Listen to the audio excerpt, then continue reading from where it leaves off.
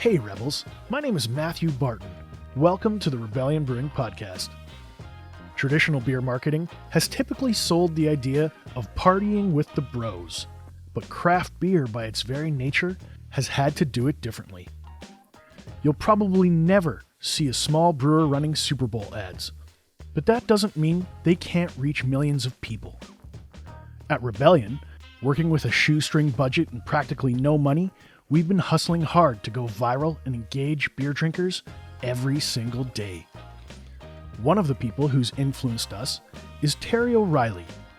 He's a broadcaster, an author, and a marketing guru, and the host of a CBC show, Under the Influence.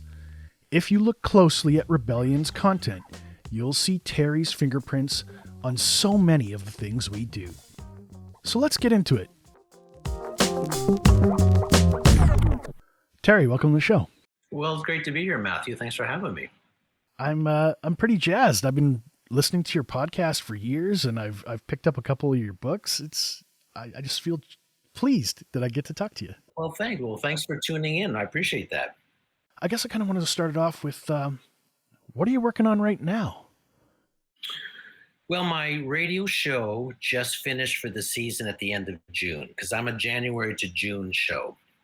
That's when I'm on the air. I'll be starting back up probably in late September, doing all the research and getting, a number of shows written and recorded before I hit the air in January again. So it's kind of a 9-month proposition for me. So I'm kind of on holiday right now, a well-needed, much-needed holiday, because the show, Matthew, is really, for 9 months, it's kind of a 6.5 day a week proposition. I get about a half day off a week for those 9 months. It's an intense, because it's an ambitious show. So I just finished. I've sort of got my feet up and taking a break. And I'm just putting the finishing touches on my latest book that's coming out in October. So just going through the editing process with my publisher on that. And it's just out of interest, called My Best Mistake. And it's where I tell stories of people who made catastrophic career decisions, lost everything, their credibility, their jobs, their income, and it ended up being the best thing that ever happened to them. So that's the premise of the book. So that's what I'm doing now. That's a great hook. And fascinating exploration too. What kind of led you to focus on the mistake as the hook?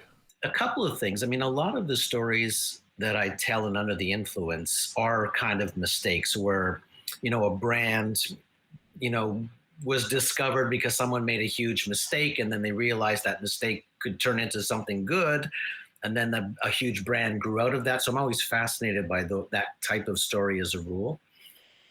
And the editor came to me. I guess he's listened to the show and said, when you talk with those stories, there might be an entire book in that one vein, because it's only a small part of my show. And I thought, you know what? You're absolutely right.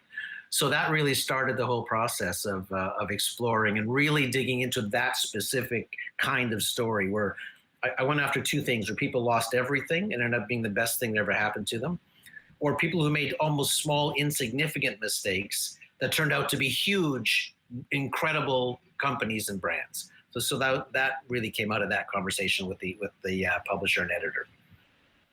Are any of those mistakes related to beer?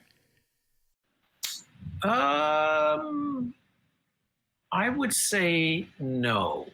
None of those stories are beer stories. I'm trying to think back. There's 17 chapters. I'm just going through them quickly in my brain. I don't think there's a beer story in there. No, probably could be. I didn't find one in my travels, and I'm sure they're out there. I think there's probably a rich vein to mine in terms of beer, because you've got so many new entrants to the market. You've got medium-sized and small players, and they're all kind of trying to carve out their own thing. There's a lot of room to whiff. Right, exactly. Are you yourself a beer guy? I am a beer guy. I'm a big time summer beer guy. I kind of moved to red wine in the winter months, but if I'm vacationing somewhere south in the winter, I'm strictly a beer guy. So whenever it's hot, I'm a beer guy. We did ship you some beer. Yes. How did it go? I mean, have you had a chance to taste much of it? Yes, I have. It is very, very good. I have this right now, drinking with you right now. Yep. And it is very good. And I'm a craft beer guy. I can't drink the regular brands, even though I spent my career advertising them. Since with the emergence of craft beer, I've just found beer that, I mean, if it doesn't have a bite or if it's not hoppy, I'm just not interested anymore. You're an IPA guy? I'm an IPA guy. That's awesome. What about hazy IPAs? Are you a hazy guy? Yeah, I love those too. I absolutely do. In particular in the summer too, I kind of like a hazy IPA. We found that what you're describing is very typical. People, as soon as the weather turns warm, our sales just take off. And as soon as it cools off, sales cool off. And IPA, at least in Saskatchewan, traditionally was not a very big style. It's really been the last kind of 3 to 5 years that it's taken off and become the number one craft beer category. You kind of saw people jockeying with those lighter styles that maybe resembled industrial lagers that people were used to. And now the culture is flipped. And I guess the insight or the thing we're seeing as a trend is seltzers are gobbling up industrial beer categories. Interesting. And IPA is just zooming way to the top for craft beer category. And it's not slowing down. It's funny because growing up, there was of course the occasional IPA in, I don't know if it was Molson's bevy of brands, but I always remember thinking India Pale Ale. That's such a weird, like growing up, it's, you know, when you're in your really beer drinking peaking, you know, when you're 19, 20, 21, 22, and never going near them because it just seemed like an odd, weird, because you're just Molson Canadian, Labatt Blue. I'm going back to the 70s, Matthew, like all of those were the big, you know, in Sudbury where I grew up, Molson Export was the beer. Like you just do this to get get the attention of the bartender, right? But of course, there were no craft beers. But my point being, there were IPAs, but I never went near them, which is ironic because it's all I'll drink now. I think that's also very typical too. Encouraging people to kind of stretch their legs when everything is been done a conglomerate way for so long is tough. I know the Oland family, the family who originally owned Alexander Keith's, they uploaded their old recipes that they used to use onto their website. Wow. And very quickly, Molson had them take it down because the recipes had changed so much. They had taken out all the hops and removed all that IPA character. They retained the name IPA for Alexander Keith's, but what the beer had evolved to over time was this mass market, very inoffensive, for lack of a better word, less flavor, less chance to offend anyone's taste buds. That's so funny. That's so interesting. I think that's what makes IPA special for craft beer is you kind of got to have a bite. You got to have an edge to kind of stand out. And you're not for everyone. You're going to offend a few people. Yeah. But you know what?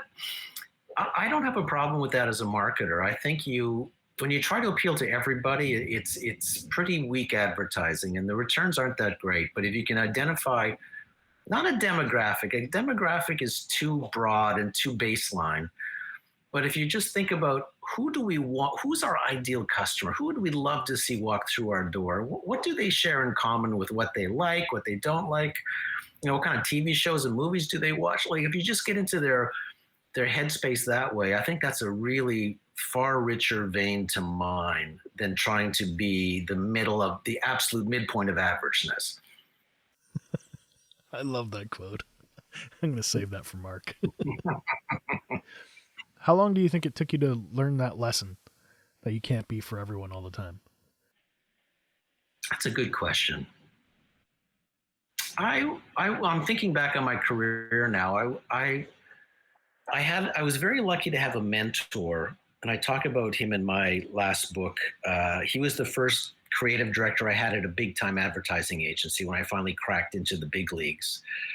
And he really taught me that lesson. He really was all about finding the uniqueness of a brand and then basing everything on that. That no matter how small, it was a shelf talker or a coupon to a big television branding campaign, everything had to come out of the uniqueness of that brand. And it was such I wouldn't say it was an epiphany to me, but he just expanded my thinking on that topic, and that informed everything I did from that point on. He was just an incredible teacher and creative director. I was very lucky to have worked for him. What was his name? Trevor Goodgall, South African guy who started 2 successful agencies in South Africa. Then he sold them to a big conglomerate called Interpublic, which owns advertising agencies around the world. Then he was sent to New York to work at another agency, and then sent to Toronto to start the Canadian branch of that agency. And that's where he hired me when I was just a very green copywriter. I think it's that kind of mentorship is really rare. And when you can find someone or recognize their opportunity to be mentored is a real treat. I think it's cool that you still, all these years later, remember him. Well, he's got a big part in my book. And there's a big picture of him in that book too. I think that shocked him when he opened up that book to see that. But he not only taught me that lesson, Matthew, he also taught me that the world is your oyster, which is a very interesting thing. And it means sometimes when you have a small budget, you can still think in really bold terms. Or there's times when you can ask for more budget to achieve something big and outrageous. And I remember a perfect example of this is one of the first assignments he gave me was to write a radio campaign for an airline, which was a pretty big deal for a young copywriter like me. That, the last ad I had written was for like Burlington Toyota, and then I'm suddenly writing for an entire airline. It was Eastern Airlines at the time. And I'd written this campaign, and it was in the central character of this radio campaign was a guy singing a song about the destination. And I thought that would be a funny premise. So I remember presenting it to him, and he said, well, who do you hear doing this? Like, what actor do you have in mind? And I said, well, I saw a guy on the Tonight Show the other night who kind of has that shtick, and I'd love to find somebody like him. And Trevor said, no, get him. And then walked out of my office, and I thought, what? Suddenly, I'm calling down to agents in Hollywood, and I find the guy, and I fly him up to Toronto. I'm in the studio with the guy that I watched a week ago on the Tonight. Like, I would never have thought that big, or even thought that was possible in my small little green copywriting world. But he just went, get him, walked out of the office, and he just made it happen. It's nice to get permission to do those things. It's nice to have somebody throw you a lot of rope. Yeah, it was just so exciting. I can't tell you how exciting those early years were for me working for him, because that was how we thought. He would run tackle. He would block for us, is the better metaphor. He would block for us as we ran with our ideas. I call it taking bullets. Yeah, no, he would. He was the only creative. I worked under several creative directors before I started my own company. He was the only one that we would, occasionally present a big idea to a client, and they would turn it down. Then we go back to the drawing board, and then we would come up with new ideas and present them to Trevor. And then he would say, what's better, this new idea or the one we originally presented? And we would occasionally say, well, the original idea is still a much stronger idea. And he said, we're going back with that. And we walked back into a boardroom, Matthew, with a client expecting new work to represent the work he had turned down. Because that's the kind of, square balls that Trevor Goodgall had, right? I don't know that you would see that nowadays. In my experience with agencies, it's really just trying to please you rather than serve the medium well. They're trying to please the customer. And no offense to the customers, but I don't think they're always right. No, it's a shame, because I didn't grow up in that era. I certainly saw that era come where it was really more of a servantile relationship rather than a feisty partner. So I feel sorry for young people in the ad business if that's the environment they're working in, because fighting the good fight, I mean, you get a lot of scars fighting the good fight, and you don't win them all.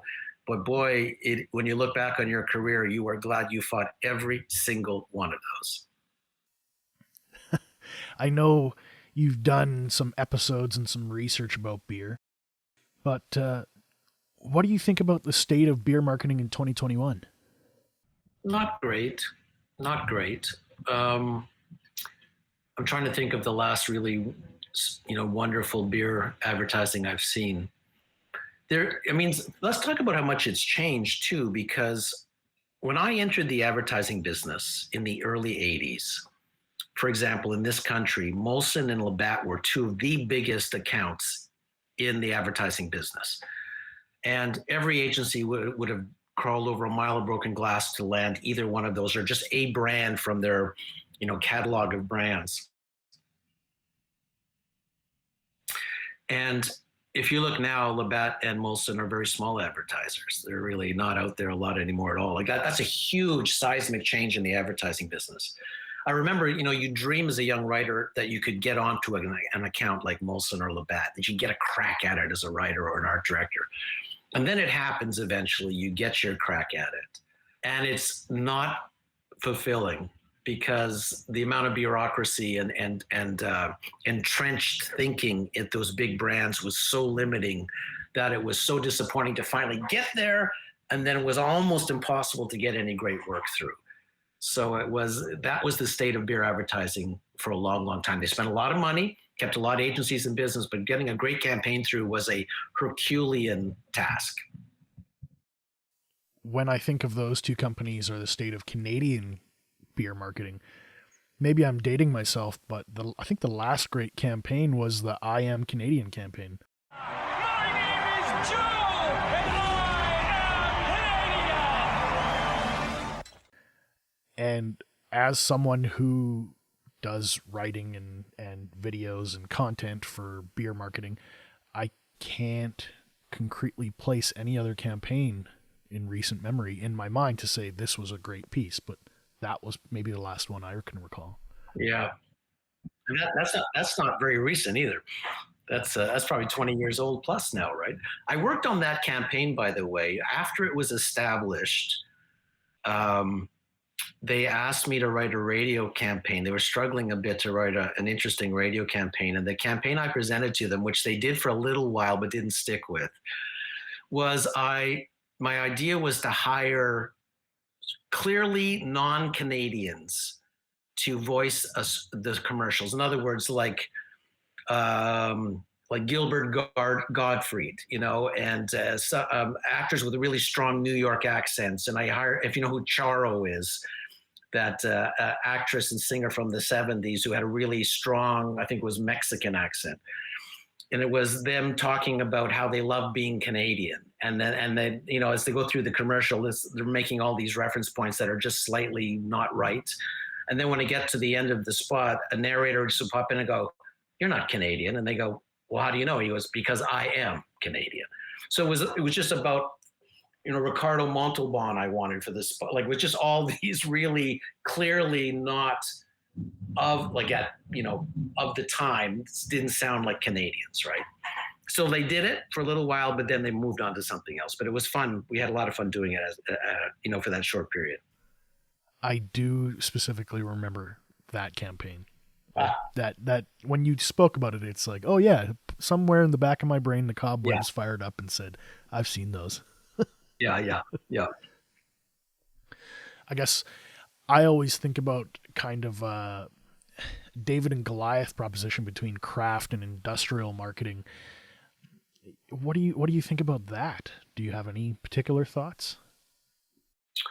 Well, you certainly have a lot more freedom in the craft beer business than Molson would ever grant its agencies or Labatt, if that's what you mean. I think even though the budgets aren't there, Matthew, for most craft breweries, you can still be really smart and really clever and really surprising and really bold with very small budgets.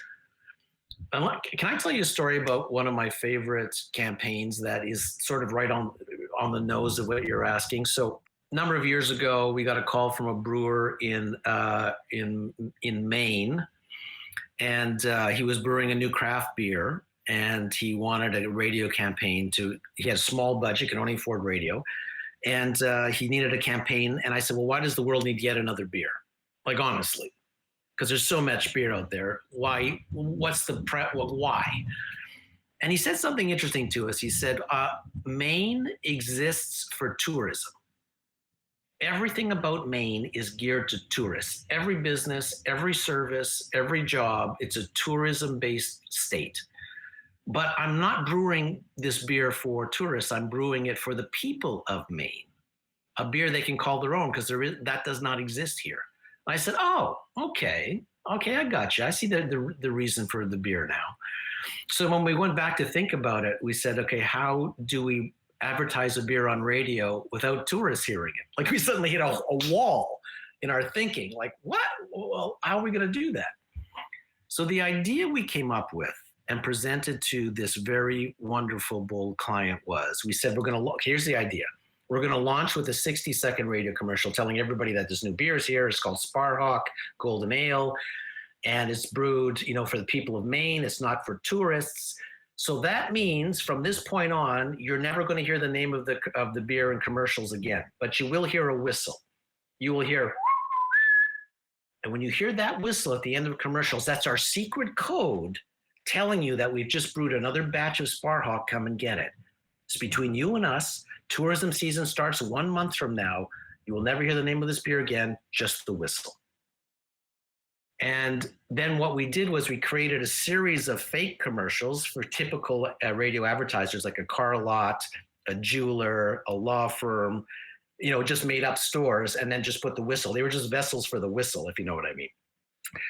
Imagine how terrifying an idea that is for someone to approve, Matthew, because, so what you're telling me is I'm launching a new beer. I'm putting everything I've got into this beer, and you're only going to mention it in one commercial, then never mention the name of it again.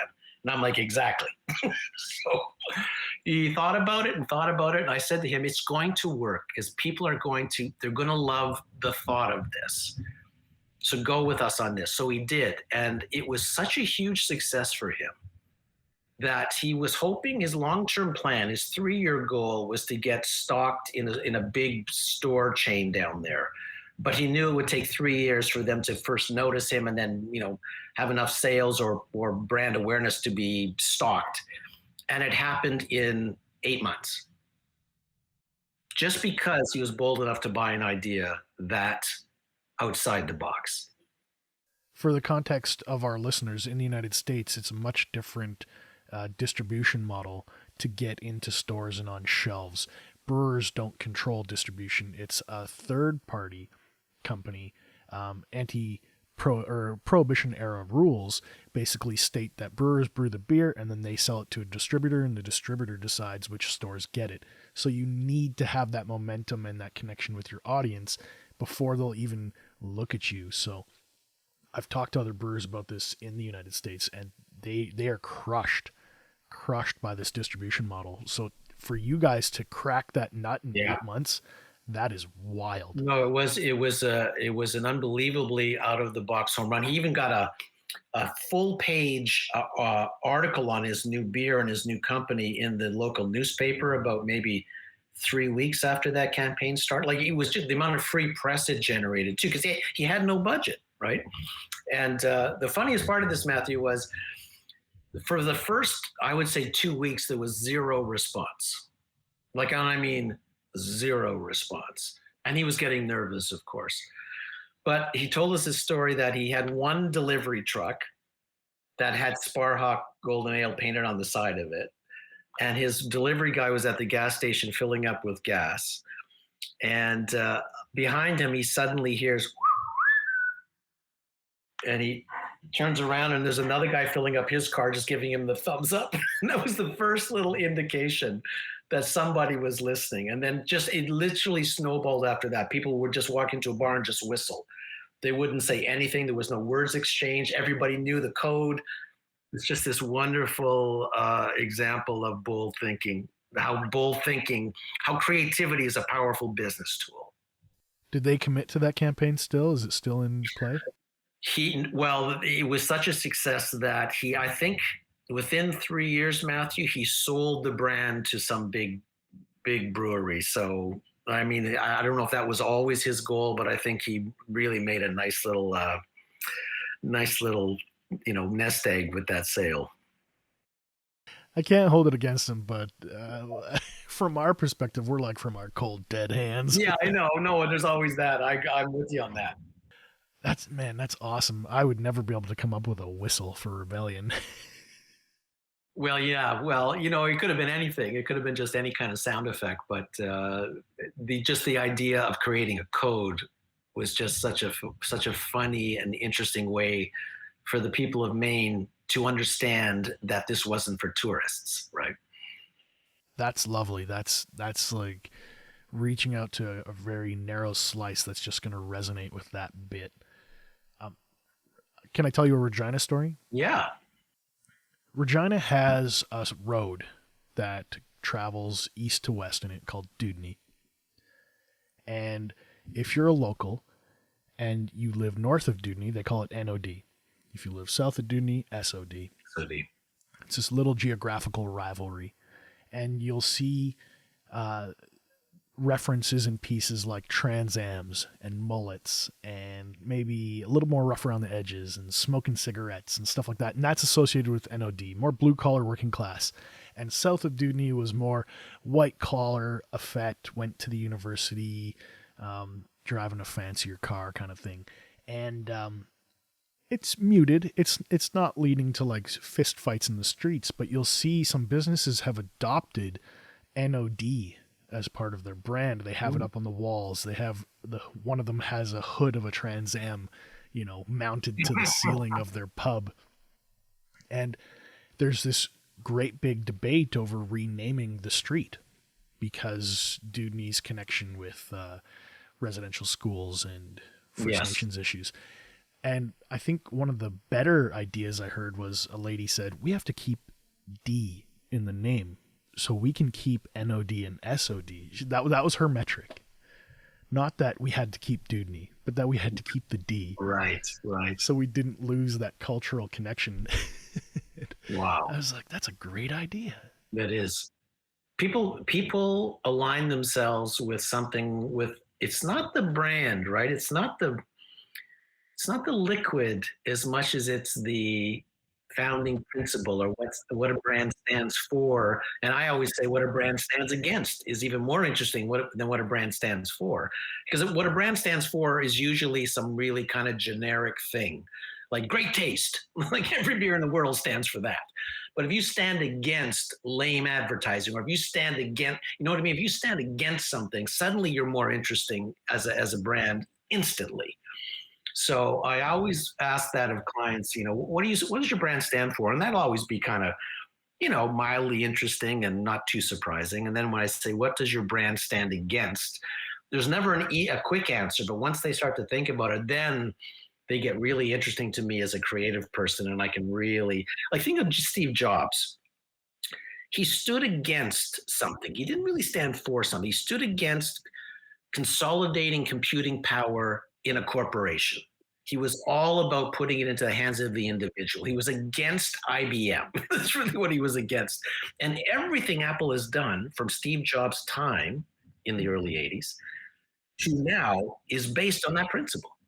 That's why people line up 2 days ahead of an Apple iPhone launch to buy one, and no one would ever do that for Dell because of what he stood against, not what he stood for, right? We think about that a lot. As Rebellion, I would think you do. We do. One of the tough things we had when we first opened was people kept associating us with the Riel Rebellion or the Regina Rebellion, more historic political things, and we're like, no, we're not a political military rebellion. It's more of a state of mind.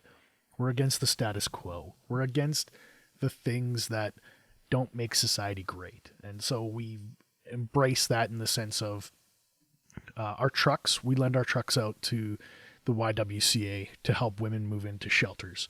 We've donated money to not just causes like cancer, but also mental health and addictions and anti-suicide pieces. And we've kind of said, we view ourselves as underdogs. We're the little guys. So we're going to root for the underdogs. We're not going to pick your typical like golf package kind of hockey team sponsorships. We're going to go not to where necessarily our audience is, but in the ways that we can make the community better. And we say that's how That's how we act like rebels. We try not to think like everybody else. And everybody could get beach umbrellas on their patio with our branding on it, but that's a vast waste of money. We can do much cooler things than a beach umbrella. Exactly. I've never looked at a beach umbrella and said, I'm going to buy this beer that's on this beach umbrella because I saw it on the beach umbrella. That was never in my... That's kind of the problem I have with most product placement is it's too passive a channel. You know, if you see a TV show and someone's, holding a Coke incidental to the scene, they're paying a lot of money for that. I mean, they're just throwing $20 bills against the wall, hoping the wall will fall down. And I just think that's such an expensive, passive way to advertise. I think it was you that pointed it out, the empty coffee cup bit in movies. That's the only time I notice product placement in movies is coffee cups being empty. And being carried oddly by the person. Instead of having some kind of weight in the bottom, it clearly looks like there's no coffee in that. No, I know. That always drives me crazy because I'm a detail guy. You know how in the 70s, Matthew, I was watching, television as a teenager, where someone would like pick up the phone and have an immediate conversation. It looks like there's no hello or get way more information than those 3 seconds on the phone could possibly give you, or jumping into a car and driving away without starting it. Like all of that used to make me crazy. Which I never, and when I would create commercials, I would never do that. I would even have 2 rings of a phone call, 2 internal rings of a phone before someone picked it up, which would drive my clients crazy. Like, pick it up on the first ring. You're wasting 5 seconds of a commercial. I'm like, no, because this makes it real. This feels like real life, right? Can I tell you about something that was completely unexpected for us as a kind of a marketing coup? Yeah. Very early days. Another brewery opened up, and they were originally operating in Alberta and in the United States. I'm not going to name names. People who are listening, they'll know exactly who I'm talking about. And they had production problems or something like that. And they went and they purchased beer from multiple breweries, threw it on their taps, and represented it as their own. Wow. And some of the other breweries, they found out, and they were kind of, oh man, this is so bad. And they didn't want to pick a fight because they didn't want to get sued. Right. They don't have that kind of cash. And then we found out they had our beer on their taps. Our guys like marched in there, elbows up. They were just like, let them have it. And we fired out this post on Facebook. And this happened over Christmas. It had 250,000 views in less than like half an hour. And it just was insane. For 2 weeks, my phone was vibrating, going off with notifications about this. And they're like, we can't believe they took your beer. And it's like, we didn't even sell it to them. They went to a local pub and had that pub sell them the kegs. And the way we found out was we said, that's a really big order for that pub. That's unusual. They typically order 2 kegs, not 12 kegs. Like, what's going on? Right. And what in turn happened was it kind of represented to everybody else in our market, our audience, our fans, people in Saskatchewan. They said, oh, Rebellion's not going to take this crap. They're not going to let these big guys mess with them. And it showed us we can check people into the boards. Even if we're not the biggest guy on the ice, we can still throw a really good punch. And that was years ago, very early days of Rebellion, and people still bring it up. I'm like, oh yeah, that happened. I didn't forget, but I don't think about it every day. Right, and for other people, it's in their heart. They're like, remember when you kicked so-and-so's butt? Well, there you go. Right. Because you stood against that. Just you chose not to stay quiet about it. And those are the things people remember. That there's something about that act of you not wanting to just be walked over, be a doormat about it. Just resonates with people. And that's a very powerful thing. Big brands are kind of afraid to do that. It's kind of that, their hockey analogy is big brands are goalies and small brands are fast forwards, right? And you're just forever defending as a big brand, whereas you're trying to score as a small brand. And it's way more fun to storm the castle than to defend it, right? You must have a million examples. Is there one that sticks out in your mind as this small brand stuck one past the goalie? Let me think about that. There's so many great stories in the marketing business about small brands doing something amazing. Let me think. What would be a great example of that? I was trying to think of a beer. There in the beer world. Remember, was it Black Label in the '80s? Kind of was an old, dusty, forgotten brand. Is it Black Label? Am I right about that? They came out with this kind of really unusual advertising campaign and became almost the hottest beer in the country. It was just this crazy, out of nowhere, like the sleepiest, like your grandfather's brand. And suddenly they just put the right person on the job, the right creative team and right agency, and an amazing result from that, which is what I love, um, because you don't see it coming, right? Even when we did, I'm thinking in the beer world for you, Matthew. When years ago we were asked to create a TV campaign for Moosehead, because it was a great brand, but it was being kind of crushed in the media by Molson and Labatt at the time. This is a funny story. So we come up with a campaign. It would be a main spokesperson sitting at a bar talking about why he loved Moosehead, because they'd never changed the recipe. That was the whole premise, right? 120 years, whatever it is, never changed the recipe. No need for improvement being the thing, right?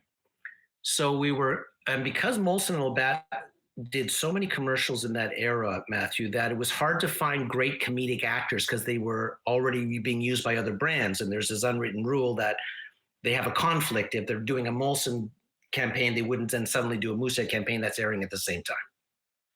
So it was very hard to find great actors, and I needed a comedic actor for this. So I decided to cast in New York, because I couldn't find it. I cast in Toronto and Vancouver and everywhere, and I couldn't find really good comedic actors that didn't have a conflict. So I hire a New York casting agency. They're doing the casting in a New York studio. One day, the casting director calls me and says, "You're not going to believe this, but Alan Arkin wants to do your campaign." I said, "Which Alan Arkin?" They said, "The Alan Arkin." I said, "How is that possible?" They said, "Well, he was in the next studio. He overheard the scripts. He thinks they're really funny. And Moosehead is his favorite brand because he has a summer place in Cape Breton that he's had for like 25 years. I said, "Good grief. What are the chances of that?" I said, "We can't afford him." I said, "I don't have celebrity money." And the casting director said, "Alan said he'll make it work to your budget." So I go to the client and I say, "You're not going to believe this, but Alan Arkin wants to do the campaign." And he basically said, "Which Alan Arkin?" Like to say, like, it was just so out of the realm of possibility. I said, "No, the actor Alan Arkin." And I explained why. And so he said, "Well, let's do it." So that was like a Thursday, and then a Monday, I walk onto the set of this big TV, the usual army that's involved in a television shoot, and there's Alan Arkin standing right there. So tell me, do you find Moosehead beer too strong or too weak or too heavy or too light? Well, I have an announcement to make. In 3 months' time, you're not going to like it any better because Moosehead's always been brewed in the same family tradition by Canada's oldest independent brewery. Is it going to change now? No. Is it going to change in the next fiscal year? No. Is it going to change never? Yes, never. What do you think about that? Moosehead. When you've seen one, you've seen them all. And if you look up I'm sure it's on YouTube, you'll see the really funny commercials he did for us. And that ended up winning that year the best television campaign of the year in the advertising industry, and put Moosehead on the map for that year. But it was just the serendipity of all of that, him just overhearing the campaign, like, what are the chances of that? And liking the script, what are the chances of that? And Moosehead being his favorite brand, what are the chances of that? And making himself affordable, what are the chances of that? Like, it was just the serendipity of this small brand, all the tumblers aligning. One of my favorite of campaigns I was ever involved with. I have such a soft spot in my heart for Moosehead. They were the very first brewery that I wrote about when I was a journalist. Wow. I was in my very first year as just an intern, And the editor pulled out this thing. He goes, "Hey, I know you drink beer." And this is before craft beer was a really big thing. He said, "Moosehead just got into Saskatchewan, and apparently this is a big deal for them. So go to this location and go interview them." I was just a young cub reporter, very green. And I walk in and no other reporters showed up. And it was kind of sad. They had this huge cube of beer and all these awesome merch pieces with like leather coasters. And there's the CEO and the founder. And no one else showed up for his piece. And he's like, "Well, I'm not going to do this stuffiness with the podium. Let's sit down and have a pint together." We sat down at a table in the hotel and we drank beer and we just shot the breeze just in a one-on-one interview. And he was great. It was this really wonderful experience. And then at the end, he's like, can you take one of these packages, these prize packs?" I'm like, "I can't. It's unethical. I cannot take anything for consideration. I would lose my job." And he's like, "Well, let me just drop off a bunch of beer at the paper regardless." And I'm like, we can't for consideration purposes, ethics, this. And I was very fresh very green. And I write the article, I do my whole thing. I go back to the newspaper and I said, "Yeah, he offered me this big prize pack and all this beer for you guys." And one of the senior reporters looks at me. He's like, "Where's the beer?" You dumbass. Right. And that's Moosehead. That's my little soft spot in my heart for Moosehead. Well, they're an interesting company, and they were like fighting a big uphill climb. I know they were really popular out east, but they were trying to become popular out west. And that when you're up against Molson and Labatt in that era, that would be the '90s. I'm talking now. That was like being a craft beer. Yeah, they kind of got squeezed, right? They were big enough that they could move out, but not so big that they wouldn't catch a punch from the bigs. And right. And then you got to deal with the regulators at the time. You look at SLGA and what Manitoba, even today, they're a very sticky market to get into. So for them at that time, getting into Saskatchewan, to me, that speaks to the level of organization and acumen that they had, because navigating that red tape is just nuts. Yeah.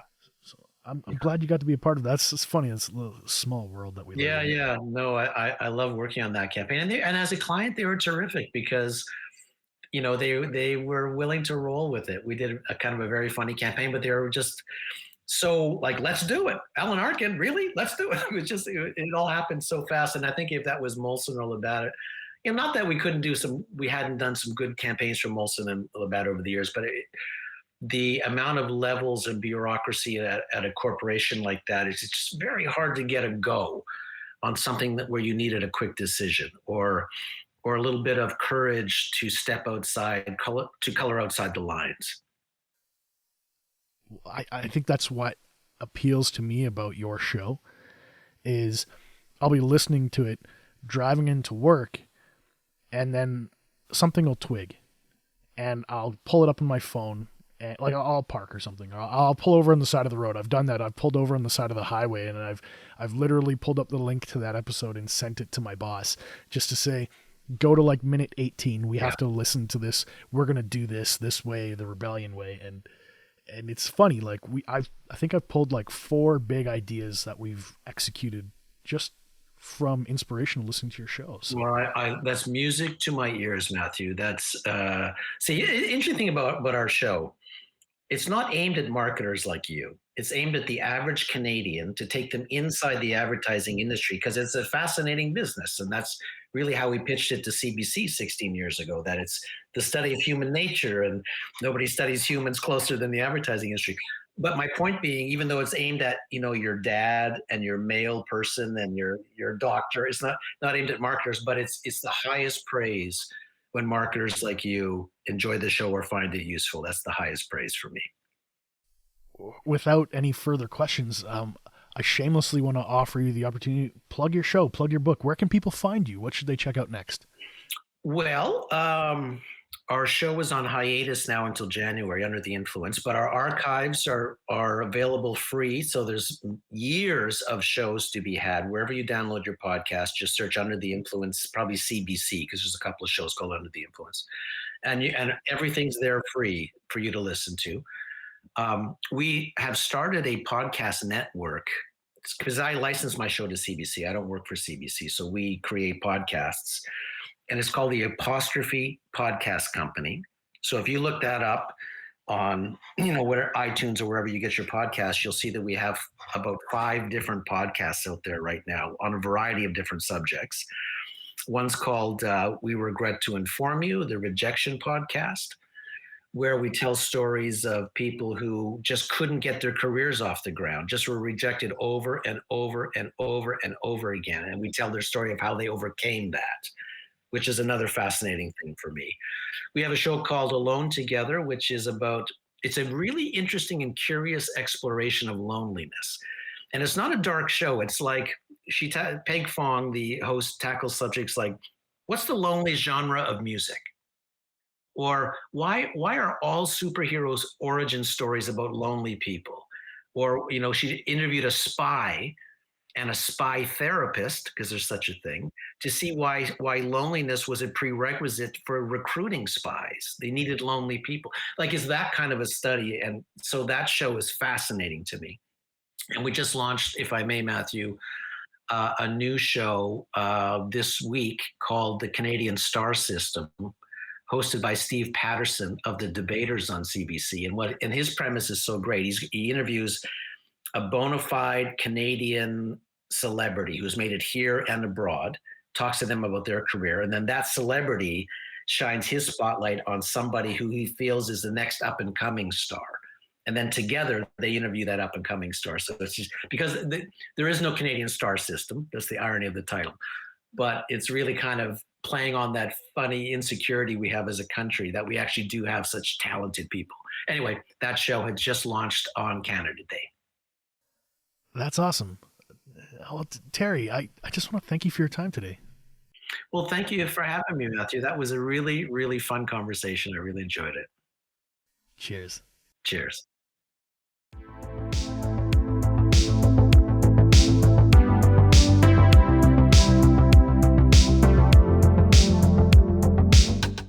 Rebels, thanks for listening today.